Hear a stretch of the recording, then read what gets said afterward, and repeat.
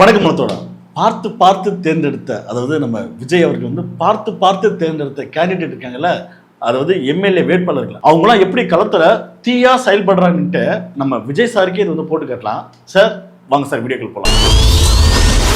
பார்த்து பார்த்து தேர்ந்தெடுத்தல நம்ம ராஜ்மோகன்கிறார்ல, அதாவது நம்ம எஜுகேஷன் மினிஸ்டர். அச்சோ அவரா பயங்கரமானவராச்சே, அவர்ல கொஞ்சம் ஜாக்கிரதையா இருங்கப்பா. அதாவது அவர் வந்து மேடையில் ஏறினாவே ஆண்டவன் மீது ஆணையாக அப்படின்னு யாருன்னா அங்க நம்ம விஜய் சார் வந்து காட்டுறாரு.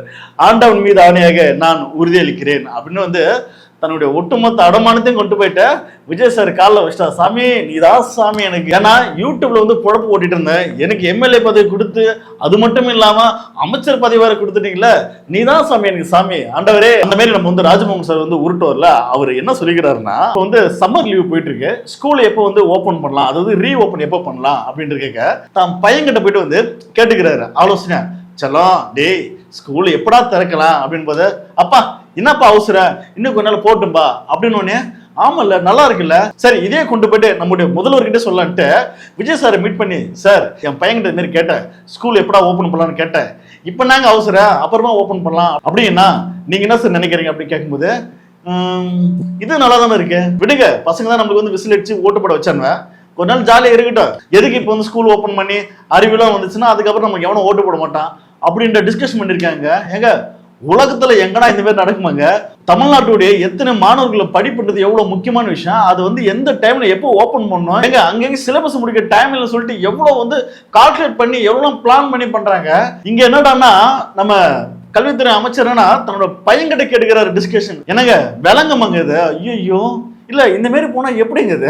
அதுக்கப்புறம் நம்ம கல்வித்துறை அமைச்சர் வந்து மீடியா பர்சன் வந்து பேட்டி எடுக்கிறது. சார் இந்த மாதிரி வந்து நிறைய வந்து காலி இடங்கள் இருக்கு, அதாவது ஆசிரியர்கள் வந்து பணி வந்து நியமிக்கலாம், அந்த மாதிரி வந்து நிறைய காலி இடங்கள் இருக்கு, எப்போ சார் நீங்க வந்து இதெல்லாம் வந்து ரீஃபில் பண்ண போறீங்க அப்படின்னு ஒரு கேள்வி கேட்கறாங்க. அதுக்கு ஒரு உருட்டு உருட்டா பாருங்க. ஐயோ என்னன்னு தெரியலங்க. நம்ம ஒண்ணு கேட்டா நம்மளே வந்து ஒரு வந்து அசர வைக்கிற மாதிரி ஒரு வந்து பதில் சொல்லுவாங்கல்ல, அந்த பதில் அவர் சொல்லிக்கிறாரு, கொஞ்சம் பாருங்களா. பள்ளிகளை சேர்ந்தாலும் கூட அதுக்கு ஏற்ற மாதிரி ஆசிரியர்கள் இல்லை அப்படிங்கிறதா. கிட்டத்தட்ட 15,000 பணியிடங்கள் காலியா இருக்கு. ஸோ அந்த டீச்சர்ஸ் ரெக்ரூட்மெண்ட் எல்லாம் எப்போ ஒரு ஸ்பீடப் பண்ணுவீங்களா, அதை பத்தி நிலவரம்? நம்மளுடைய அரசு பள்ளிகளில் இருக்கக்கூடிய மாணவர்கள் ஆசிரியர்கள் வந்து மிகவும் தகுதி வாய்ந்து, இன்னும் சொல்ல போனா மிகுந்த சமூக பிரச்சனையோடு செயல்படுகிறார்கள். அதே தான் பிரைவேட் லேவர்ஸ்லையும் இருக்கக்கூடிய அந்த ஆசிரியர்கள். என்னன்னா சில விஷயங்கள் வந்து நீதிமன்றத்தில் இருக்கு, சில விஷயங்கள் சட்டமன்றத்தில் இருக்கு. ஆனா என்ன பொறுத்த வரைக்கும் என்னுடைய நெஞ்சத்தில் எல்லாமே நிறைந்திருக்கிறது. வேறு கோரிக்கை மனுக்கள் வந்திருக்கு, சட்டத்துக்கு உட்பட்டு பரிசீலனைப்பட்டு சில விஷயங்கள் சட்டத்தால் பண்ண முடியும், சில விஷயங்கள் வந்து மனித நேயத்தால் நம்ம பண்ண முடியும். அதனால அது எல்லோரையும் கலந்து பேசி நிச்சயம் அவர்களினுடைய பலம் இல்லைன்னா நம்ம வந்து இன்னும் அடுத்த கட்டத்துக்கு போக முடியாது. அவர்களையும் நம்ம ஆரம்பிக்கும். வெறும் மாணவர்களினுடைய சுமையை மட்டும் குறைக்கணும் அல்ல, ஆசிரியர்களுக்கும் இந்த சுமையை அதிகப்படுத்தி விடக்கூடாது. அதனாலதான் பாத்தீங்கன்னா சார் என்ன சார் இது, அவர் வந்து என்ன கேள்வி கேட்டாரு, இது வந்து நிறைய காலி இடங்கள், அது வந்து நிறைய பேருக்கு வந்து வாய்ப்பு தரலாமே, நிறைய பேர் ஆசிரியர்கள் வந்து தேர்ந்தெடுத்து அந்த பணியில வந்து உட்கார வைக்கலாமே அப்படின்னு ஒரு கேள்வி கேட்டதுக்கு இவர் என்ன சொல்றாரு, நிறைய திறமையான ஆசிரியர்கள், நிறைய திறமையான மாணவர்கள், அது இருக்கு அப்படி இருக்கு, என்ன அது சம்மதலாம இல்ல. அந்த வந்து மீடியா பர்சன் கேள்வி கேட்கற பார்த்து நீங்க என்ன நினைச்சீங்க? ஒரு மாதிரி புரியல. ஒட்டுமொத்த தமிழ்நாட்டு மக்கள் பார்த்தா எப்படி தெரியுது, என்ன பதில் கேட்டாங்க, என்ன நீ பதில் சொல்றீங்க? அப்ப இவர் போன்ற அறிவு ஜீவிகள் தான் நமக்கு கல்வித்துறை அமைச்சர். அதுக்கப்புறம் இன்னொரு டிராமா ஒண்ணு பண்ணிக்கிறாரு, அந்த டிராமா கொஞ்சம் பாத்துருக்கேன். இந்தியா தேசம் இது ஈஸியா சொல்லிட்டீங்க, கொஞ்சம் கஷ்டமா இருக்கும். சரியா சொல்லிருக்கீங்க. சரி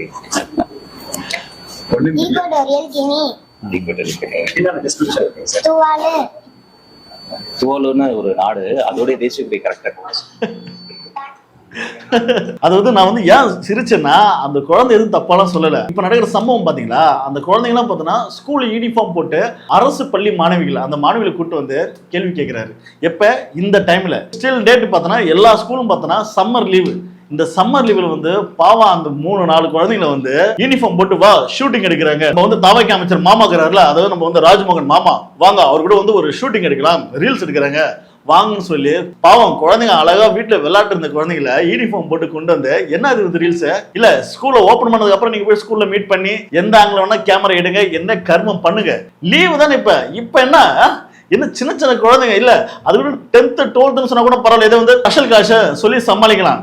சின்ன சின்ன குழந்தைகளை கூட்டு வந்து என்ன இப்படி சித்திரவதைப்படுத்துறீங்க? ஓ இதெல்லாம் ஏன் பண்றீங்க எனக்கு புரியுதா? அதாவது டிவிக்கல்ல இருக்க எம்எல்ஏ பார்த்தோன்னா அவன் பார்த்தோம்னா ரீல்ஸ் எடுத்து போட்டுக்கிறான், அந்த துறையில போயிட்டு வேலை செய்யற மாரி பணி செய்யற மாரி ஒரு பில்டப் கேட்க அந்த மாரி வந்து நம்ம என்ன தக்காளி தொக்கா அப்படின்னு மாரி பார்த்தனா தலைவரும் உள்ள இறங்கிட்டார். போயிட்டு பார்த்தனா வம்புட்டே பிடிச்சி ஈத்துட்டு வந்து வா நம்மளும் ஒரு வந்து ரீல்ஸை போடுவோம் பாத்தியா கல்வித்துறை அமைச்சர் எவ்வளவு சிறப்பா செயல்படாரு பாத்தியா அப்படின்னு இப்படி வந்து ரீல்ஸ் பைத்தியத்துல ரீல்ஸ் ஐயோ நம்ம உதயநிதி சார் சொன்ன பேரு தான் சார் தயவு செய்து வந்து ரீல்ஸ்ல வந்து ஆட்சியை நடத்தாம ரெயிலா வந்து ஆட்சியை நடத்துங்க அப்படின்னு சொல்லி அன்னைக்கே அவர் கழட்டி அடிச்சாரு. அதுக்கப்புறம் நம்ம வந்து ராஜமோகன் சார் இருக்கிறாருல ரீல்ஸ் ஷூட்டிங்லாம் எடுத்து முடிச்சுட்டு வர வழியில நடந்து போனாராம்.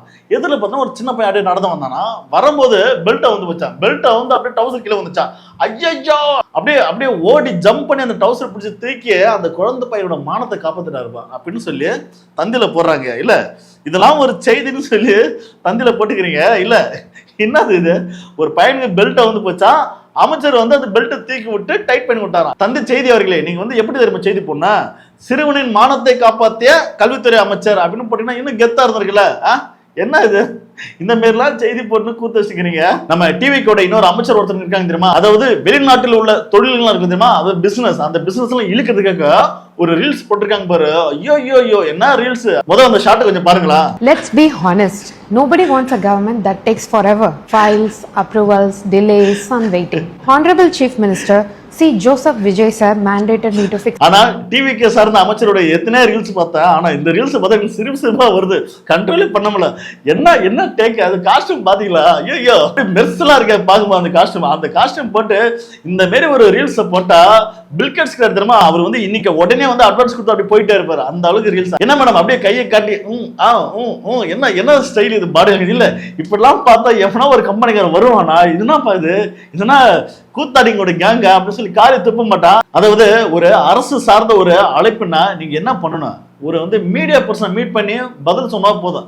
அதுவே பார்த்தா வேர்ல்டு லெவல்ல பார்த்தா ஸ்ப்ரெட் ஆகும். இது என்னன்னா இந்த அம்மாக்கு எப்படின்னா வந்து மாடலிங் ஆயிட்டு அப்படியே வந்து விஜய் சார் படத்துல வந்து ஒரு வந்து ஹீரோட கேரக்டரா நடிக்கணும்னு பெரும் கனவா இருந்துக்கிறாள். இது சார் அப்படிதான் முடியல. விஜய் சார் ஆட்சியில ரீல்ஸ் எடுத்து வச்சு இப்ப ஃபேமஸ் ஆகலாம் சொல்லிட்டு இந்த மாரி வந்து ஒரு அரசாங்கத்தை சார்ந்த ஒரு வந்து அமைச்சர் இந்த மாரி போடலாமா. எங்க சிரிக்க மாட்டான் 4 பேர் பார்த்து பக்கத்து மாநிலத்தில் உள்ளவங்க எங்க வெளிநாட்டுக்காரர் பார்த்து என்னங்க நினைப்பா என்னங்க இது எல்லாம் வந்து ரீல்ஸ் பைத்தியமா இருக்கு இதெல்லாம் என்ன ஜென்மங்க என்ன ஜந்திரம் சொல்லி காரி துப்ப மாட்டான். அதுக்கப்புறம் பார்த்தனா கேஜிஎஃப் படத்துக்கு டஃப் கொடுக்குற விதமா நம்ம இன்னொரு டிவிக்கே சார்ந்த எம்எல்ஏ அவரு பார்த்தனா கல்கூரிலே போயிட்டாரு. கல்கூரில் போயிட்டு அப்படியே ஆராய்ச்சி பண்றாரு. அது பேக்ட்ராப்ல சாங் பார்த்தியா சிங்கம் படத்தோட சாங்லாம் போட்டு என்னங்க அது என்ன வேற ஆங்கிள் அது ட்ரோன் ஷாட். அதாவது விஜய் சார் வந்து எப்படி மக்களை மீட் பண்ண போகும்போது எத்தனை ட்ரோன் பறந்து அப்படியே ஷார்ட்டை கம்போஸ் பண்ணி பாத்தியா இவ்வளவு கூட்டம் கூடுதா அப்படின்னு சொல்லி எப்படி மக்களை ஏமாத்துறாங்களோ அதே மாதிரி பார்த்தா இந்த எம்எல்ஏ பண்றாரு. ஏன்னா இவர் வந்து அடுத்த சிஎம் ஆகிறதுக்கான ஒரு முயற்சி பண்றாருன்னு தெரியல. அதே மாதிரி ஷார்ட்ஸ் எங்க கேஜிஎஃப் விட இது மேக்கிங் செம்மையா இருக்குங்க. நீங்க அந்த பாருங்க அந்த வீடியோ விரும்புற ஐயோ ஐயோ ஐயோ என்ன ஷார்ட்ரா கார் அப்படி இறங்குறாரு நம்ம கெத்தா வந்து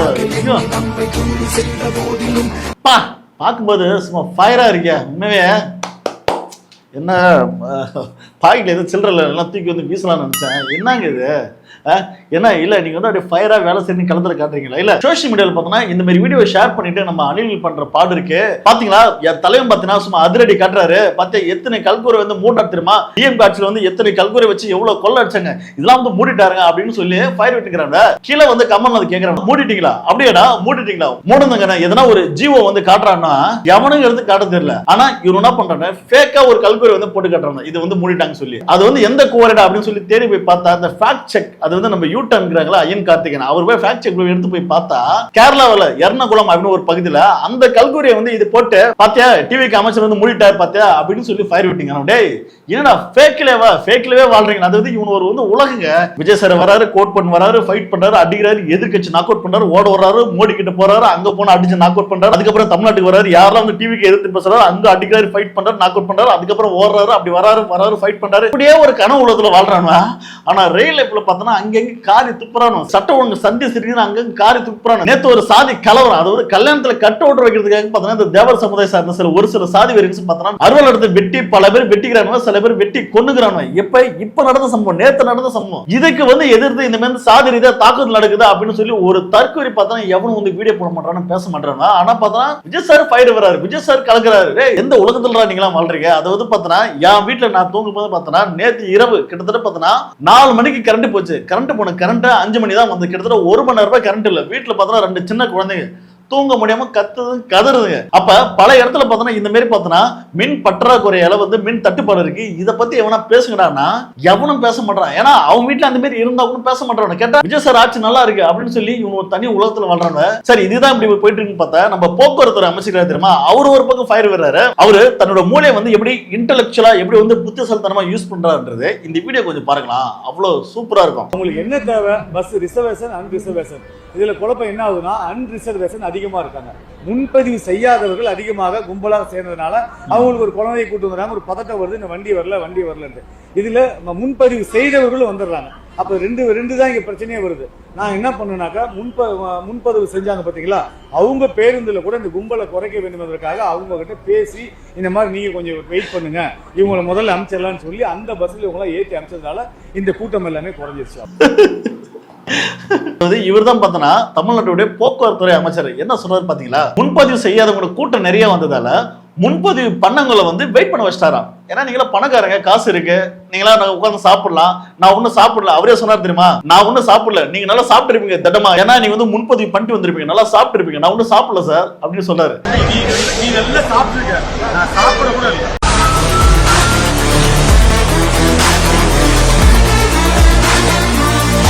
இல்ல நீங்க சாப்பிட யாராவது கேட்டாங்களா? சரி அதெல்லாம் விடுங்க. பஸ் பற்றாக்குறைனா என்ன பண்ணணும்? இன்னொரு பஸ் விடணும், இல்லனா இன்னொரு 5 பஸ் 10 பஸ் சேர்த்து விடணும். அதை விட்டுட்டு முன்பதிவு பண்ணணும் வந்து உட்கார வச்சுட்டு முன்பதிவு பண்ணாதவன வந்து போகடான்னு சொல்லி அனுப்பிச்சு வருது இல்ல. என்ன மாதிரி புத்திசாலித்தனம் இல்ல, என்ன அறிவு இது, என்ன ஒரு அறிவு ஜீவி இது, என்ன சொல்ல வரீங்க? இப்படியாப்பட்ட அறிவு ஜீவியான போக்குவரத்து அமைச்சர் தெரியுமா, அவருக்கு பார்த்தோன்னா வால்வா பஸ்னாவே இன்னும் தெரியல. அதாவது வால்வா பஸ்னாவே அதெல்லாம் தனியார் தானே, கவர்மெண்ட்ல வந்து வால்வா பஸ் இல்லைன்னு தான் அப்படி ஒரு கனவுல வாழ்ந்துருக்கிறாரு. அவரே சொல்றாரு, நீங்க அந்த வீடியோ பாருங்களா.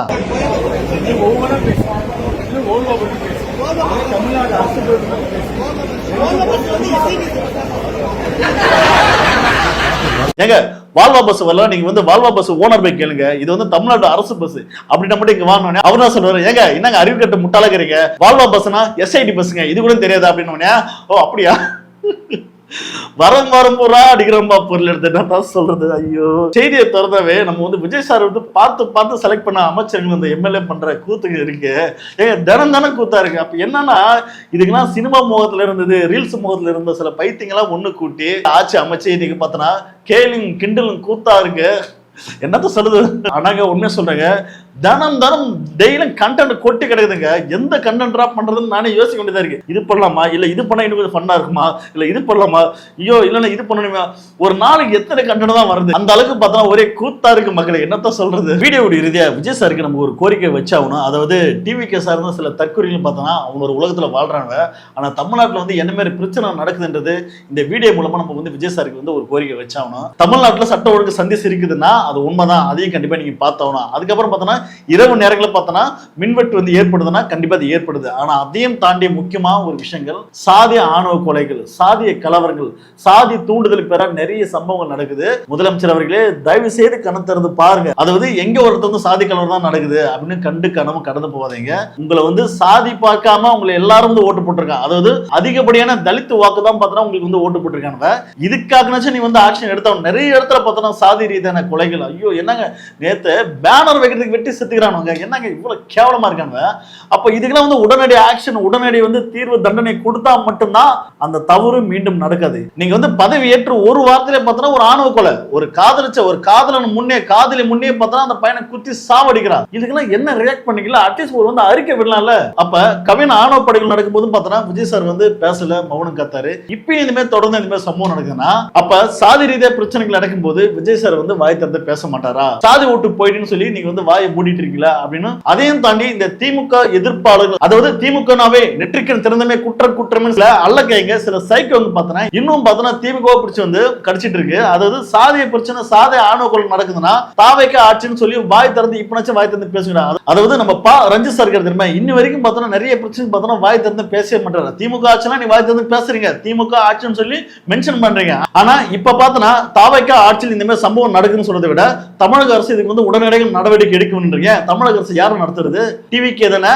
விஜய் தானே, விஜய் மென்ஷன் பண்ணுங்க, என்ன பயம்? இப்படிதான் வந்து சுமத்துக்குவீங்களா? தலித் சார்ந்த ஒரு பிரச்சனை நடக்கும்போது போல்டா பேச வேண்டியதானே? சைதாப்பேட்டில் பார்த்தோன்னா குடியிருப்புக்கான பிரச்சனை நடந்தா அங்க வந்து ஒரு வெட்டுக்குத்தே நடந்திருக்கு. இவர் என்ன சொல்றாரு, வெட்டுக்குத்து நடந்ததாக ஒரு செய்தின்றாரு. செய்தி எது? அப்ப போய் நீ போய் நேரில் போய் பார்க்க மாட்டியா? இல்ல எல்லா ஆட்சியும் நீ வந்து பேசுற சில விஷயங்கள் பண்றனா இந்த ஆட்சியில் நீ பேசணும் இல்ல? அப்ப வந்து நீ வந்து யாரை காப்பாத்த நீ வந்து மௌனம் காக்குற?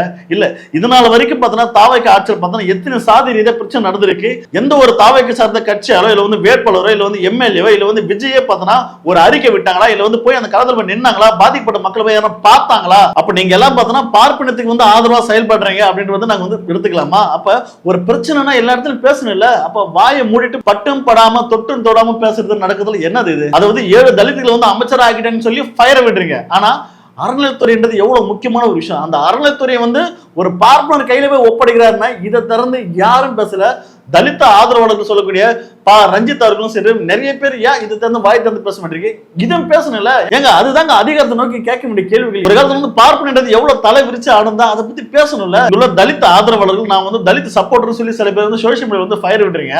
ஆனா இந்த ஆட்சியில் இந்த பேர் சம்பவம் நடக்குதுன்னா அட்லீஸ்ட் வாய் திறந்து பேசுங்க. நிறைய பிரச்சனைக்கு வந்து தீர்வு வேணும். அதாவது எந்த ஆட்சி வந்தாலும் இங்க சாதின்றது பெரியாருடைய கனவான சாதி ஒழிப்பு தான் சமூக விடுதல்ன்றது அது கண்டிப்பா கட்டாயம் உடைச்சே ஆகணும். அதாவது அம்பேத்கரோட ஆசையும் கனவுமா அதேதான். அதை நோக்கி நம்ம வந்து எல்லாரும் பயணிக்கணும். சும்மா வந்து நமக்கு பிடிச்ச சினிமாக்கார் வந்துட்டாரு சொல்லி இதை பத்தி வாய் திறந்து பேசாமலாம் இருக்காதீங்க. இதை விட ரொம்ப கேவலம் எதுவுமே இல்லை. தொடர்ந்து பேசும் எந்த ஆட்சியா இருந்தாலும் இங்க உள்ள தவறுகளை வந்து நம்ம வந்து பேசியே ஆகணும். அதாவது திமுக ஆட்சியிலும் பார்த்தோம்னா நிறைய ஆணவ கொலை சம்பவங்களை பத்தி நம்ம வந்து எதிர்த்து நிறைய வீடியோ போட்டிருக்கோம், பேசியிருக்கோம். அதாவது விடுதலை படத்துல ஒரு வசனம் வரும், நடிகன் வந்து வெறும் வந்து ரசிகர் கூட்டத்தை மட்டும் தான் உருவாக்குவான், அது வந்து ஒருபோதும் வந்து மாற்றத்துக்கு வழிவகுக்காது அப்படின்ற டயலாக் வந்து அது வந்து உண்மையாகிட போகுது. தயவு செய்து இனிமேல் கொஞ்சம் சிந்திச்சு கேள்வி கேளுங்க. இந்த வீடியோ பத்தின கருத்தை பத்தி நீங்க என்ன நினைக்கின்றது மறக்காம கமெண்ட் பண்ணுங்க. அடுத்த வீடியோல சந்திப்போம். நன்றி, வணக்கம்.